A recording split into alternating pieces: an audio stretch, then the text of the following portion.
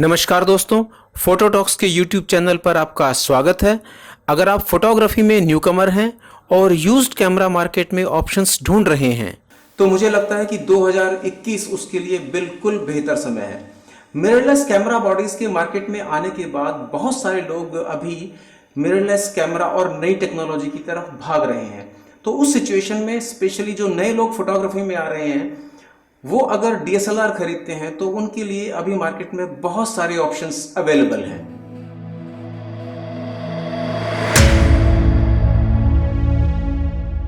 अगर मैं Indian context की बात करूं तो हमारे यहाँ बहुत सारे IT प्रोफेशनल्स कैमरे खरीद लेते हैं महंगे महंगे वाले, और उसके बाद में उनको समय नहीं मिलता और 2 साल के बाद सोचते हैं कि यार अब इस कैमरे को बेच देते हैं क्योंकि टाइम तो मिला ही नहीं कभी शूट करने का।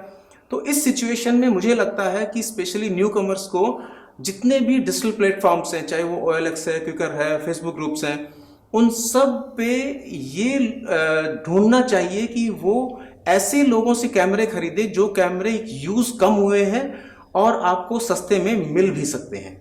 ध्यान देने वाली बात यह है कि आप चाहे ऑनलाइन प्लेटफॉर्म्स का इस्तेमाल कर रहे हैं या फिजिकली किसी शॉपकीपर के पास जा रहे हैं, दोनों ही सिचुएशंस में आप किसी भी बंदे पर अंधा विश्वास बिल्कुल मत करिए कि वो जो कुछ बोल रहा है वो बिल्कुल सही है।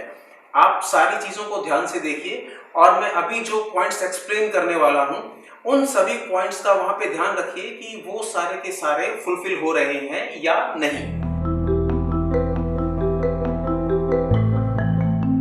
लगभग सभी कैमरों के बेस पर उसका सीरियल नंबर लिखा होता है और किसी भी ब्रांड का आप सीरियल नंबर जब उस पर्टिकुलर ब्रांड की वेबसाइट पे आप वारंटी स्टेटस में डालते हैं तो आपको पता चलता है कि उस पर्टिकुलर प्रोडक्ट का वारंटी कितना बचा हुआ है जो आप किसी से भी खरीदना चाहते हैं।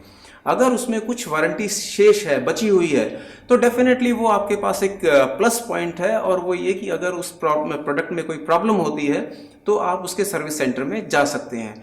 तो ज़रूर से इस बात का ध्यान रखिए कि उस सीरियल नंबर की वजह से आपको उसका एक बेसिक कि वो कैमरा कब खरीदा गया था, उसको 2 साल हुआ है, 1 साल हुआ है, उसके बारे में आपको डेफिनेटली काफ़ी कुछ जानकारी मिल जाती है।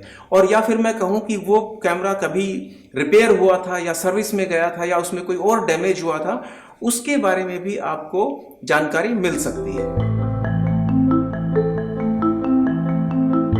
आप जिस भी कैमरे को खरीदना चाहते हैं उसकी बॉडी में जो डिफरेंट स्क्रूज लगे होते हैं, आप उन स्क्रूज को बहुत ही ध्यान से देखिए। अगर वो बॉडी कभी खुली है या उसमें कोई प्रॉब्लम आई है तो उन स्क्रूज के ऊपर कहीं ना कोई डेंट होगा, वो कहीं ना कहीं थोड़ा सा उसका पेंट हटा होगा और वो सब चीज़ें भी उसके अंदर होंगी।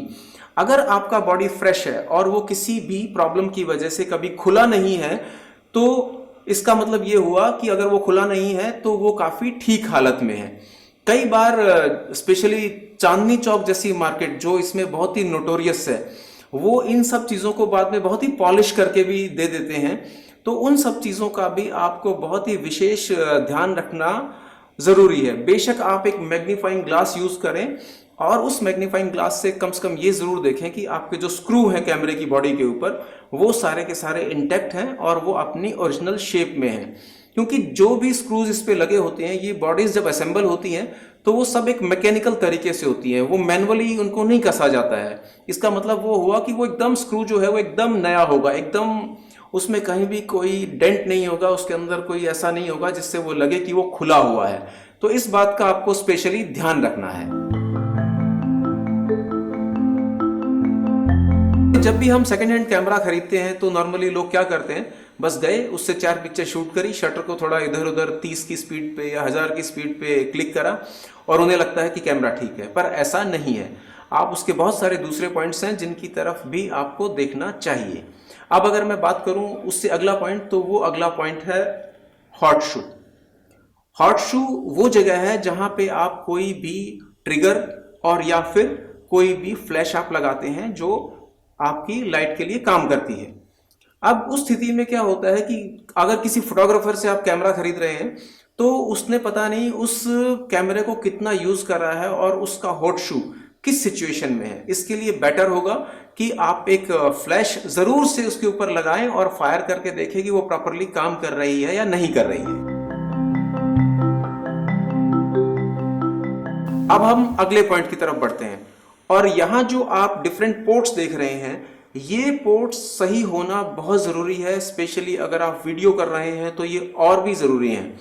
और अगर आप टेथर्ड शूट कर रहे हैं, यानी कि अपने लैपटॉप या सिस्टम से कैमरा को अटैच करके शूट कर रहे हैं, तब भी इनकी ज़रूरत पड़ती है। चाहे वो माइक हो, या हमारा USB है, या हमारा HDMI पोर्ट है, जो हम अपना कैमरे को किसी भी टीवी से अटैच कर सकते हैं।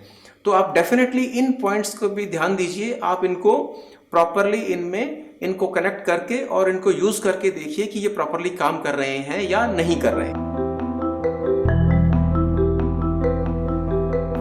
अब अगले पॉइंट की तरफ बढ़ते हैं। जिन भी कैमराज में ये आर्टिकुलेटिंग स्क्रीन होती है, इस स्क्रीन को आप जरूर से चेक करें, क्योंकि ये एक तरीके का लूज पार्ट है जो इधर से उधर घूमता है। और अभी जो मैं कैमरा यूज कर रहा हूँ, ये कैनन का 80D है। इसमें ये आपको देखना है कि ये कहीं भी ऐसा ना हो कि बिल्कुल लूज हो रखी हो, और एक्सटेंसिव यूज की वजह से कई बार ये लूज हो भी जाती है। तो आपको इसको जरूर से चेक करना है, अदरवाइज आप बहुत जल्दी इसको लेके सर्विस सेंटर में घूम रहे होंगे। कैमरे की बॉडी के साथ साथ अब हम बात करेंगे कैमरे के लेंस के बारे में। अगर मैं लेंस को डिटैच कर देता हूं, तो आपको सबसे पहले इसके फ्रंट एलिमेंट और बैक एलिमेंट को चेक करना है। दोनों सिचुएशंस में देखना है कि इसके ऊपर स्क्रैचेस ना हो। अगर आपके लेंस में कहीं भी स्क्रैचेस हैं, तो इसका मतलब वो गड़बड़ है। और स्क्रैचेस के साथ साथ आपको ये भी देखना है कि इसमें डस्ट ना हो। और फिर इसके बाद जो तीसरी सबसे जरूरी चीज है वो ये है कि आप इसको ब्राइट लाइट की तरफ करके देखें और इसके अंदर देखें कि इसमें अगर आप समझ सकते हैं, तो आपको इसमें देखना है कि इसमें फंगस नहीं होनी चाहिए। किसी भी ग्लास के अंदर फंगस और डस्ट दो ही चीजें हैं जो उसको खराब करती हैं। तो इन दोनों चीजों को चेक करना आपके लिए बहुत जरूरी है। लेंस और कैमरा बॉडी के बीच में जो भी कम्युनिकेशन होता है वो इन पॉइंट्स के थ्रू होता है। स्पेशली जब हम ऑटो फोकस की बात करते हैं, तो आप ध्यान दें कि इनमें कोई भी वियर एंड टियर ना हो। दोस्तों, जब भी हम शुरुआत में कैमरा खरीदते हैं तो जनरली उसको एक जूम लेंस के साथ खरीदते हैं। और जूम लेंस में सबसे जरूरी है कि आप ध्यान दें कि जूम लेंस जो है वो आपका बाहर की तरफ खुलता है या ओपन होता है। तो उसका जो रिंग है, अगर वो बहुत ही एक्सटेंसिव किसी ने पहले से यूज करा हुआ है, तो वो रिंग ढीला हो जाता है। और अगर वो बहुत ज्यादा ढीला है, तो डेफिनेटली वो प्रोडक्ट आपको नहीं खरीदना चाहिए।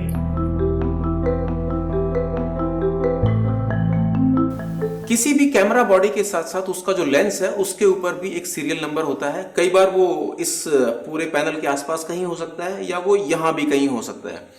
जैसे हमने बॉडी की वारंटी के बारे में जानकारी के लिए हमने उसको चेक किया, वैसे ही हम सेम चीज इसमें भी कर सकते हैं। और इसमें भी आपको पता लग जाएगा कि वो लेंस कितनी बार सर्विस में या रिपेयर में गया है। तो इस बात का आप जरूर से ध्यान रखें। सबसे लास्ट में सबसे जरूरी पॉइंट, और वो जरूरी पॉइंट है किसी भी कैमरा बॉडी का शटर काउंट। इस शटर काउंट से पता लगता है कि उस कैमरे को कितना ज्यादा यूज किया गया है। जनरली अलग अलग कैमरा बॉडीज का अलग अलग शटर लाइफ होता है, और वो शटर लाइफ 1.5 लाख भी हो सकता है, 2 लाख या 3 लाख भी हो सकता है। तो जिस भी पर्टिकुलर कैमरा बॉडी को आप खरीदने का प्लान कर रहे हैं, आप उसमें एक पिक्चर शूट करिए, और उस पिक्चर को काफ़ी सारी ऐसी वेबसाइट्स और ऐसे ऐप हैं, अगर आप अपलोड करते हैं तो वो आपको एक उसका पूरा डिटेल बताता है कि ये उसका 2000वां फ्रेम है या ये 10,000वां फ्रेम है। तो आपको पता लग जाता है कि उस पर्टिकुलर बॉडी से अब तक लगभग इतनी पिक्चर शूट हो चुकी हैं। तो ये कैमरे की जो बची हुई लाइफ है, उसके बारे में इंडिकेट करने का बहुत अच्छा तरीका है, और आपने इस चीज़ का इसके अंदर ध्यान रखना है।